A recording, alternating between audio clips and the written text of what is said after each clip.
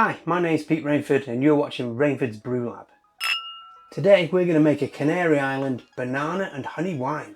Now to make this beautiful exotic drink we're going to need, of course, a few bananas, washed of course. We're going to need just a teaspoon of lemon juice, 200 grams of sugar, 150 grams of honey, a couple of grams of just ordinary plain baker's yeast or bread yeast, about half a teaspoon. We'll need around a litre and a half to 2 litres of water, so we're going to do some boiling here, so have some more water around to top up. And I'm going to use a 2 litre fermenter for this, with an airlock of course. Our target ABV for this is around 12.5%, so 12 to 13%, and we should get 2 wine bottles full of this lovely fruity wine. Okay, so first thing we've got to do is to cook our bananas. So let's make some room for this. So first thing we're going to do is get a chopping board and a knife. Now I've run these under the tap and give them a quick wash. First thing we're going to do is just cut them into roughly inch circles, basically, inch wheels, with the skin on, because we want that. What do we want out the skins, Pete? With the skins on, because we want all the nutrition out of these things. So yeah, roughly inch pieces.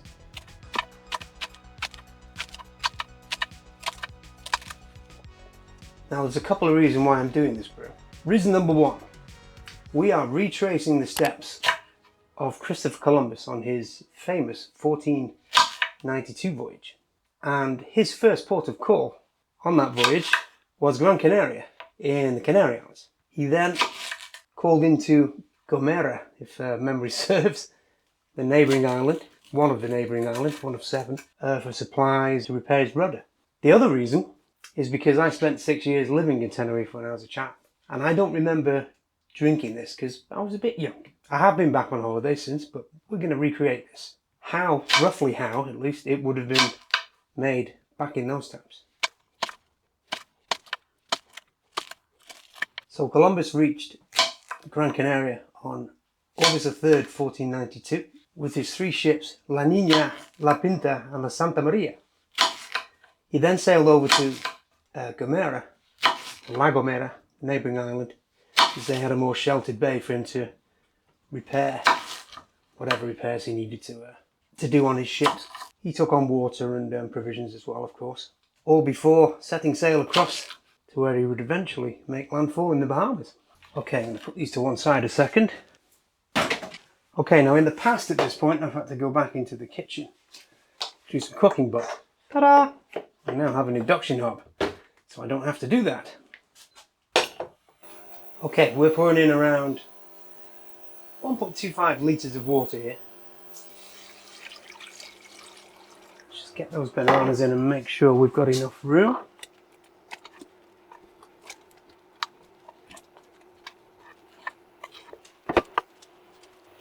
Now we're going to bring these to the boil for around 25 minutes.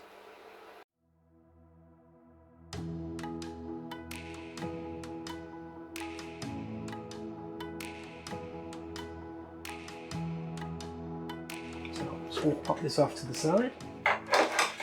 Okay, now we've got that lid off so it's not steaming up my overhead cam. We can give these a good stir. And it might still steam up my overhead camera. So we just need to let this cool for a few minutes before we pour this into our fermenter. They will take quite a bit of heat, but I wouldn't pour boiling water in there. Okay, I'm going to bring a second fermenter in here. I'm going to scoop out these lovely big pieces of banana and put them in this one so that it'll be easy to pour this liquid into our main fermenter.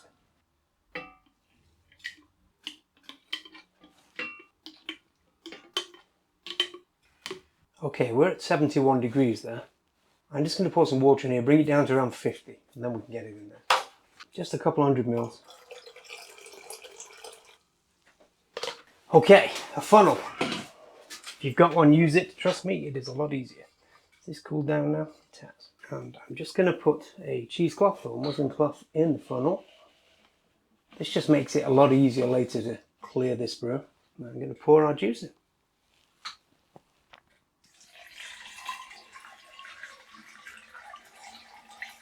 Okay, now I'm going to pour, oh, that's hot.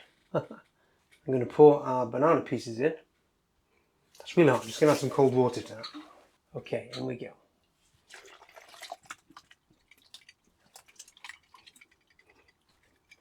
Now I'm just going to let them drain under their own gravity for a while, which should almost fill our fermenter. We just need a little bit of room in there for our honey, of course, and our lemon juice and sugar. Okay, so while that's draining, I'm going to drain it into that one. Comes in really handy having this on the side, because I'm going to get our sugar and our honey in there while it's nice and warm. So 200 grams of white sugar, granulated sugar, and roughly 150 grams of everyday just clear honey.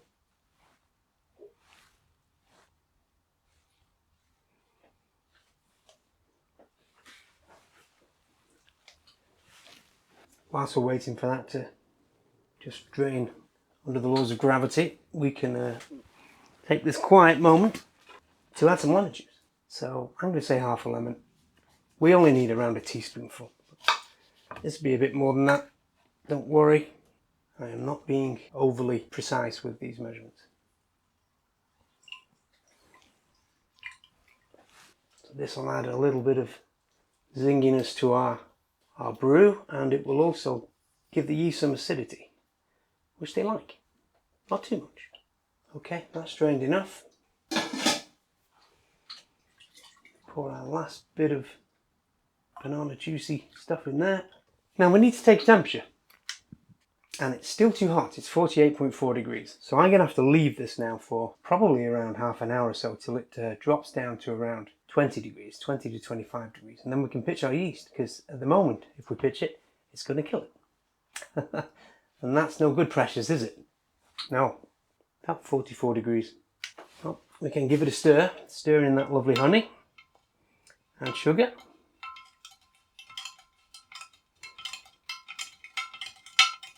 I can't wait to try this. Okay guys, we're down to temp now. That's around 25 degrees Celsius. So I'm going to take a quick gravity reading.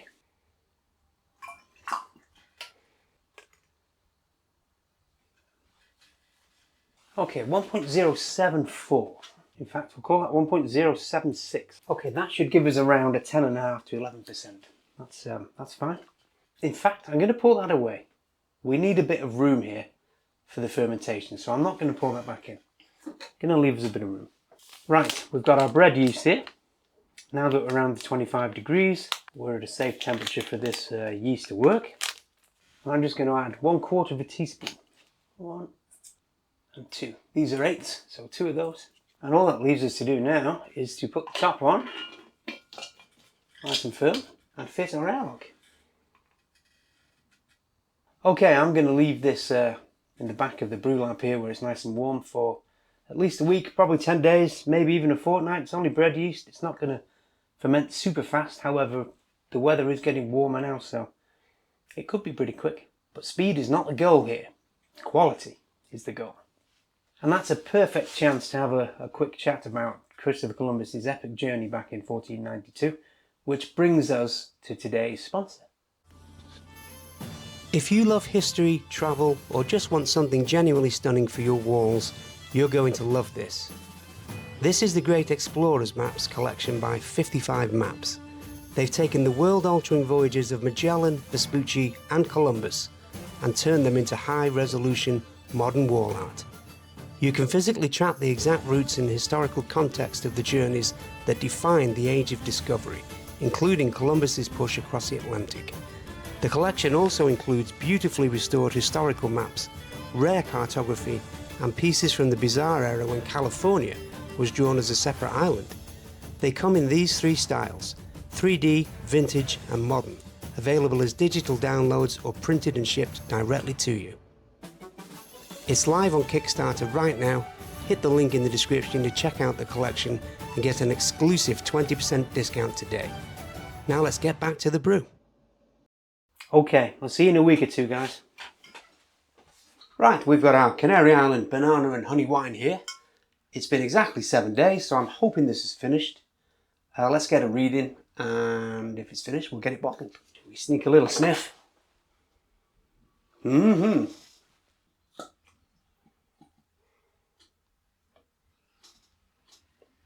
Okay, that's fermented very dry. It's going to get a bit more in there, so the top of the hydrometer is more visible for us. 0.994. That gives us a final gravity of 10.76. So we're a little shy of our target of 12.5%. We're up around 11%, but that's fine. It'll be a first on Rainford's Brew Lab where we actually go under instead of over. So let's have that back in. In fact, I could pour that straight into a bottle. I'm going to bottle it in a couple of wine bottles. Should be enough. I'll leave the sediment in there.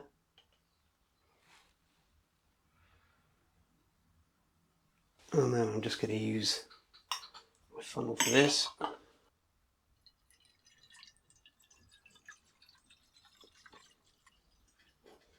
Leave a little bit of room there. But there's quite a lot of sediment there now. I'm going to leave that. We've got 2 bottles anyway because I've overfilled that one, so I can pour a bit more in there. It smells really good, by the way.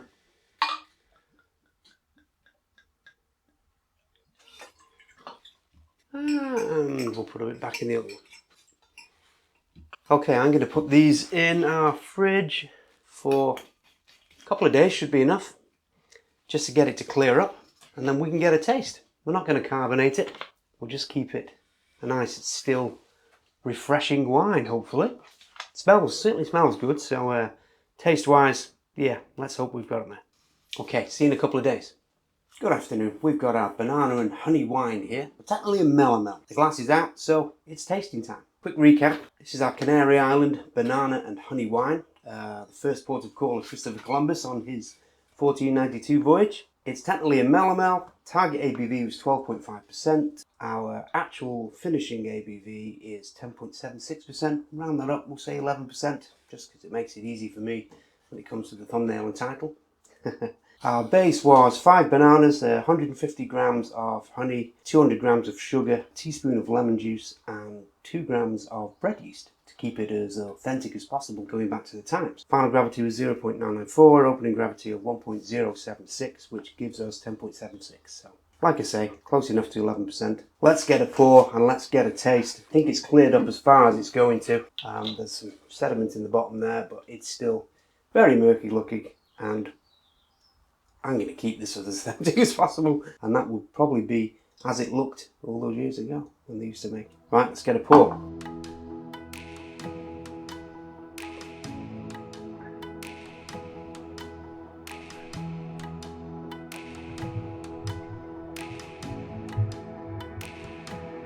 Nice liberal amount.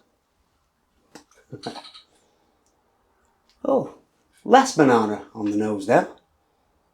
It's still there.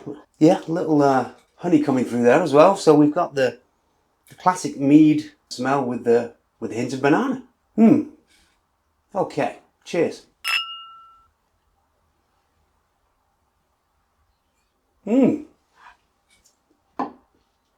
What a lovely summer drink. Okay, the bananas aren't anywhere near as strong as I expected them to be. They're there, you can taste it, but I just expected banana, banana, banana. And it's more like banana. A little bit more. I'm very jealous of the people all those years ago that they had drinks like this back then, 1492. And probably long before then. I've not done any research on this drink prior to Christopher Columbus' voyage. They may have been drinking this for thousands of years, I don't know. Anyway, verdict, that's a nice drink. That's a nice drink. Oh, here comes a lovely warming feeling now. Banana and honey Melamel. Yeah, I always knew I was going to like this from the moment I was boiling up those little segments of bananas in here. I confess, I don't really eat bananas in real life. I can, however, say that I drink them.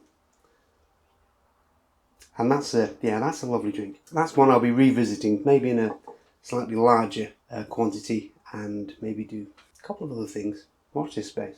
So that's our first port of call along Christopher Columbus's voyage all those years ago. Epic voyage. And keep your eye out for subsequent videos where we're going to explore some more drinks that he had. Maybe not him personally, but some more drinks along his route that were consumed by the locals of the time and probably still are now. I'm really enjoying this. That's so smooth. Very easy on the senses. So that's it for this video. I'd like to thank 55 Maps for this particular video and a couple more videos to come. There's a link in the description below where you can get 20% off if you decide to buy some of their maps. They really are a great addition to your decor at home. I've got one up in here now and it's staying there because I can always look over and, well, it'll remind me of this brew for starters, and it will enable me to just have a quick look at the world map and see where these drinks come from. If you've liked the video, please like and subscribe. That just leaves me to say cheers.